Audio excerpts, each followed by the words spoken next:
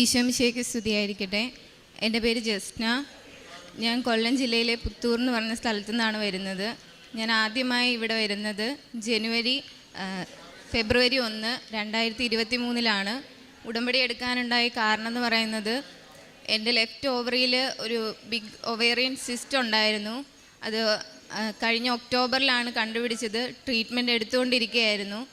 അപ്പോൾ ജനുവരിയിൽ സ്കാൻ ചെയ്തപ്പോൾ അതിൻ്റെ സിസ്റ്റിൻ്റെ സൈസ് വളരുന്നതായിട്ട് കണ്ടു.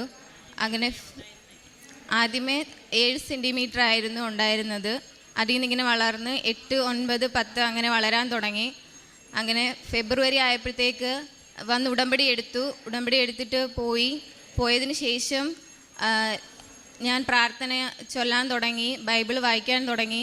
മാതാവിനോട് കൂടുതൽ അടുക്കുന്തോറും എനിക്ക് വേദനകളായിരുന്നു ഇങ്ങോട്ട് വന്നുകൊണ്ടിരുന്നത്. ഓരോ തവണയും 2 തവണ ഞാൻ അങ്ങനെ ഫെബ്രുവരിയിൽ തന്നെ 2 തവണ ഞാൻ അഡ്മിറ്റായി. ശേഷം സ്കാൻ ചെയ്തപ്പോൾ 11 സെൻറ്റിമീറ്റർ 12 സെൻറ്റിമീറ്റർ പെട്ടെന്ന് വളർന്നു.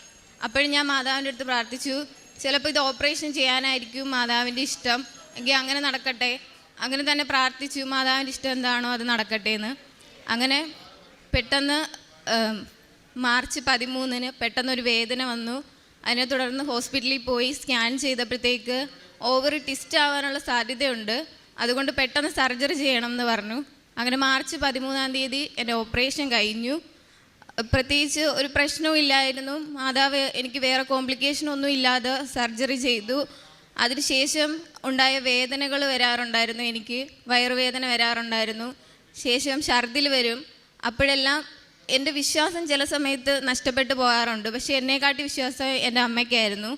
അമ്മ പറയും, മോളെ നീ വിശ്വാസ പ്രമാണം ചൊല്ല്, വെഞ്ചരിച്ച ഉപ്പും വെഞ്ചരിച്ച തൈലവും എടുത്ത് പ്രാർത്ഥിക്കാൻ പറയും. അങ്ങനെ പ്രാർത്ഥിച്ചു, വയറിൽ എണ്ണ തടവി പ്രാർത്ഥിച്ചു. അതേപോലെ ഛർദിൽ വരുമ്പോൾ നാവിൽ ഉപ്പ് വെച്ച് പ്രാർത്ഥിച്ചു. അതിൻ്റെ ഫലമായിട്ട് എനിക്ക് പെട്ടെന്ന് അങ്ങനെ ഉണ്ടാകുന്ന ആ ചെറിയ ചെറിയ അസ്വസ്ഥതകൾ പോലും മാറാൻ തുടങ്ങി. അങ്ങനെ 2 ആഴ്ചകൾക്ക് ശേഷം ബയോപ്സി റിപ്പോർട്ട് മേടിക്കാൻ ഹോസ്പിറ്റലിൽ പോയി. ഹോസ്പിറ്റലിൽ ചെന്നപ്പോൾ ഡോക്ടർ പറഞ്ഞു, മോളെ നിന്നെ RCCയിലോട്ട് റെഫർ ചെയ്യാണ്, നിനക്ക് മ്യൂസിനസ് സിസ്റ്റഡിനോമ ബോർഡർ ലൈൻ ബിനൈൻ എന്ന് പറഞ്ഞിട്ട് ഒരു കണ്ടീഷനാണ്, നിന്നെ അങ്ങോട്ട് വിടുകയാണെന്ന് പറഞ്ഞു. അപ്പോഴത്തേക്ക് ശാരീരികമായും മാനസികമായും ഭയങ്കരമായിട്ട് തളർന്നു പോയി. കാരണം സാമ്പത്തികപരമായി കുറച്ച് പിന്നോക്കം നിൽക്കുന്ന ഒരു കുടുംബമാണ് എൻ്റേത്. ഇതൊന്നും നമുക്ക് താങ്ങാൻ പറ്റുന്നതല്ല എന്നൊരു ഇത് വന്നു. പിന്നെ മാത്രമല്ല, ഞാനൊരു പെൺകുട്ടിയാണ്. ആ ഒരു രീതിയിൽ എനിക്കൊട്ടും അത് അക്സെപ്റ്റ് ചെയ്യാൻ പറ്റുന്നില്ലായിരുന്നു. അങ്ങനെ ഓപ്പറേഷൻ കഴിഞ്ഞു. ഏപ്രിൽ മുഴുവൻ നമ്മൾ RCCയിലായിരുന്നു. ഓരോ തവണ സ്കാൻ ചെയ്യാനും ബയോപ്സി റിവ്യൂ ചെയ്യാനുമായിട്ട് പോകുന്നുണ്ടായിരുന്നു. CT MRI സ്കാനുകൾ ചെയ്യാൻ തുടങ്ങി. ഓരോ തവണയും ഞാനവിടെ പോകുമ്പം മാതാവിൻ്റെ കാശുരൂപം കൊണ്ടുപോകാറുണ്ട്. ഓരോ സ്കാനിങ്ങിന് കയറുമ്പോഴും മാതാവിൻ്റെ ഉപ്പും തൈലവും ഞാൻ തൊട്ട് പ്രാർത്ഥിച്ചിട്ടാണ് പോവാറ്. അത് കളഞ്ഞു. ഓപ്പറേഷൻ ചെയ്ത് സിസ്റ്റ് റിമൂവ് ചെയ്തിട്ടുണ്ടായിരുന്നു. അതാണ് മാർച്ച് 13 സർജറിയിൽ അത് മാറ്റിയത്. പിന്നെ ബയോപ്സി റിപ്പോർട്ടും കൊണ്ട് ഞങ്ങൾ RCCയിൽ പോകാൻ തുടങ്ങി ഏപ്രിൽ ഫുള്ള്. അങ്ങനെ അത് കഴിഞ്ഞു. അങ്ങനെ മെയ് ആയപ്പോഴത്തേക്ക് എനിക്കിനി ഉടമ്പടി പുതുക്കണം. ഇതിനിടയ്ക്ക് ഞാനാണെങ്കിൽ മാതാവിന് കൊടുത്ത് കുറച്ച് കാര്യങ്ങളൊക്കെ വിട്ടുപോയി. എൻ്റെ വിശ്വാസങ്ങൾ കുറേ തകരുന്ന അവസ്ഥകൾ വന്നപ്പോൾ മാതാവിൽ നിന്ന് ഞാൻ അകന്നുപോയി. അപ്പോൾ എനിക്കത് പരിഹരിക്കണം എന്നുണ്ടായിരുന്നു. അങ്ങനെ ഞാൻ മെയ് 1 ഇവിടെ വന്നു, എൻ്റെ ഉടമ്പടി പുതുക്കി.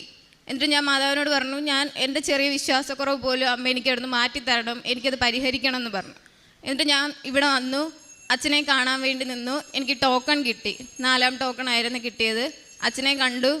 അച്ഛൻ കൈവച്ച് പ്രാർത്ഥിച്ചു, തൈലം പൂശി പ്രാർത്ഥിച്ചു. അന്ന് അച്ഛൻ എന്നെ എഴുന്നേൽപ്പിച്ച് ഇവിടെ നിർത്തിയിട്ട് എൻ്റെ അടുത്ത് പറഞ്ഞു, വിശ്വാസ പ്രമാണം ഉറക്കെ ചൊല്ലാൻ. ഞാൻ ചൊല്ലി. അപ്പോൾ അച്ഛൻ്റെ അടുത്ത് പറഞ്ഞു, മോളെ നിനക്ക് പൂർണ്ണ സൗഖ്യമാണെന്ന് പറഞ്ഞു. അന്ന് ഞാൻ ഭയങ്കര സന്തോഷത്തോടെയാണ് ഇവിടുന്ന് പോയത്. അങ്ങനെ ലാസ്റ്റ് റിവ്യൂ റിപ്പോർട്ടും ബാക്കി സ്കാനിങ്ങിൻ്റെ റിപ്പോർട്ടുമായിട്ട് മെയ് 27 എനിക്ക് ഡോക്ടറെ കാണുന്നത്. അന്ന് ഞാൻ ചെല്ലുന്നതിന് മുന്നേ RCCയിൽ കയറുന്നതിന് മുന്നേ ഇവിടുന്ന് വെഞ്ചരിച്ച് തന്ന ഉപ്പ് അവിടെ ഇട്ടിട്ട് ഞാൻ പറഞ്ഞു, മാതാവ് ഇങ്ങോട്ട് ഞാൻ ഇനി വരത്തില്ല, ഇനി എനിക്കിങ്ങോട്ട് വരണ്ട. ഈ ഒരു റിപ്പോർട്ടിൽ മാതാവ് എനിക്ക് അങ്ങനെ ഒരു റിപ്പോർട്ട് തന്നാൽ മതി. അങ്ങനെ പ്രാർത്ഥിച്ചിട്ട് ഞാൻ ചെന്നു. റിപ്പോർട്ടെല്ലാം ഡോക്ടറിൻ്റെ അടുത്തുണ്ട്, ചെല്ലാൻ പറഞ്ഞു. ടോക്കൺ വിളിച്ച് ഡോക്ടറെ കണ്ടു. കയറുന്നതിന് മുമ്പ് കാശുരൂപം കയ്യിലുണ്ട്. വിശ്വാസ പ്രമാണം ചൊല്ലി ഞാൻ കയറി ചെന്ന് റിപ്പോർട്ട് നോക്കിയിട്ട് ഡോക്ടർ പറഞ്ഞു, മോളെ നമ്മൾ ആദ്യത്തെ റിപ്പോർട്ടിൽ കണ്ട പോലെ ഒന്നും ഇല്ല, നിനക്ക് അങ്ങനെ ഒരു അസുഖം ഇല്ല, അങ്ങനെ ഒരു സിസ്റ്റ് ഉണ്ടായിരുന്നു, നമ്മളത് മാറ്റി. എന്ന് പറഞ്ഞ് എനിക്ക് റിപ്പോർട്ട് തന്നു. എന്നിട്ട് പറഞ്ഞു, നീ ഇയർലി അല്ലെങ്കിൽ 6 മാസം കൂടുമ്പോൾ നീ പോയി സ്കാൻ ചെയ്താൽ മതി, നിനക്ക് വേറെ ഒരു പ്രശ്നവും ഇല്ല, ഇതിൽ പറഞ്ഞൊരു രോഗം നിനക്കില്ല എന്നാണ് എൻ്റെ അടുത്ത് പറഞ്ഞത്. അതിനുശേഷം പറഞ്ഞു, നീ ഒരു 2 മാസം കഴിഞ്ഞ് നീ പോയി സ്കാൻ ചെയ്യണം. കാരണം എന്ന് വെച്ച് കഴിഞ്ഞാൽ അന്ന് ലാസ്റ്റ് ചെയ്ത സ്കാനിങ്ങിൽ എൻ്റെ ലെഫ്റ്റ് ഓവറിയിലെ സിസ്റ്റാണ് മാറ്റിയത്. റൈറ്റ് ഓവറിയിൽ ഒരു സിസ്റ്റ് ഉണ്ട്, 3 സെൻറ്റിമീറ്റർ വലിപ്പമുള്ള ഒരു സിസ്റ്റ് ഉണ്ടെന്ന് പറഞ്ഞു. എനിക്ക് ഹോർമോൺ ഇംബാലൻസ് ആയതുകൊണ്ട് അത് വളരാൻ സാധ്യതയുണ്ടെന്നും പറഞ്ഞു. ആകെ വീണ്ടും തളർന്നു പോയി. അങ്ങനെ വീണ്ടും സ്കാനിങ്ങിന് വിടുക, 2 മാസം കഴിഞ്ഞ് നിന്നെ സ്കാനിങ്ങിന് വിടും, നീ ഇനി പൊക്കോ, ഇനി RCCയിലോട്ട് നീ വരണ്ടെന്ന് പറഞ്ഞു എന്നെ അവിടുന്ന് വിട്ടു. ഞാൻ മാതാവിന് നന്ദി പറഞ്ഞുകൊണ്ട് വന്നു. വീണ്ടും ഞാൻ ഇവിടെ വന്ന് ഉടമ്പടി പുതുക്കിയതാണ്. വീണ്ടും എൻ്റെ പ്രാർത്ഥനയിലോട്ട് ഞാൻ വന്നു. അതിനുശേഷം ഈ മാസം 27-ാം തീയതിയാണ് എനിക്ക് സ്കാനിങ്ങിൻ്റെ ഡേറ്റ് ഉണ്ടായിരുന്നത്. ഞാൻ വീണ്ടും മാതാവിൻ്റെ അടുത്ത് പറഞ്ഞു, മാതാവ് വീണ്ടും എൻ്റെ മുന്നിൽ ഒരു പരീക്ഷണമുണ്ട്, നീ അതിൽ നിന്ന് എന്നെ മോചിപ്പിക്കണം എന്ന് പറഞ്ഞു. ഞാൻ പ്രാർത്ഥിച്ചിട്ട് പോയി. അവിടെ ചെന്ന് സ്കാൻ ചെയ്തു. 2 തവണ ഡോക്ടർ എന്നെ സ്കാൻ ചെയ്തു. എന്നിട്ട് അതിന് മുമ്പുള്ള റിപ്പോർട്ടുകൾ നോക്കിയിട്ട് ഡോക്ടറിന് സംശയം, മോളെ അത് സത്യമാണോ, ഇങ്ങനെയാണോ എന്ന് ചോദിക്കാൻ. ഞാൻ പറഞ്ഞു, ഇങ്ങനെ ഒരു സിസ്റ്റം ഉണ്ട് എന്ന് പറഞ്ഞിട്ടാണ് എൻ്റെ അടുത്ത് ഇങ്ങോട്ട് വിട്ടത്. അപ്പോൾ ഡോക്ടർ എൻ്റെ അടുത്ത് പറഞ്ഞു, മോളെ അന്ന് നിനക്ക് 3 സെൻറ്റിമീറ്റർ ഉണ്ടെന്ന് പറഞ്ഞ സിസ്റ്റ് അതവിടെ കാണാനില്ല, എൻ്റെ റൈറ്റ് ഓവറിയിലുണ്ടെന്ന് പറഞ്ഞ ആ സിസ്റ്റ് അവിടെ ഇല്ല. അങ്ങനെ മാതാവ് എൻ്റെ ജീവിതത്തിൽ വലിയൊരു അത്ഭുതമാണ് തന്നത്. അതേപോലെ എന്നെ സാക്ഷിയായ ഉയർത്തി.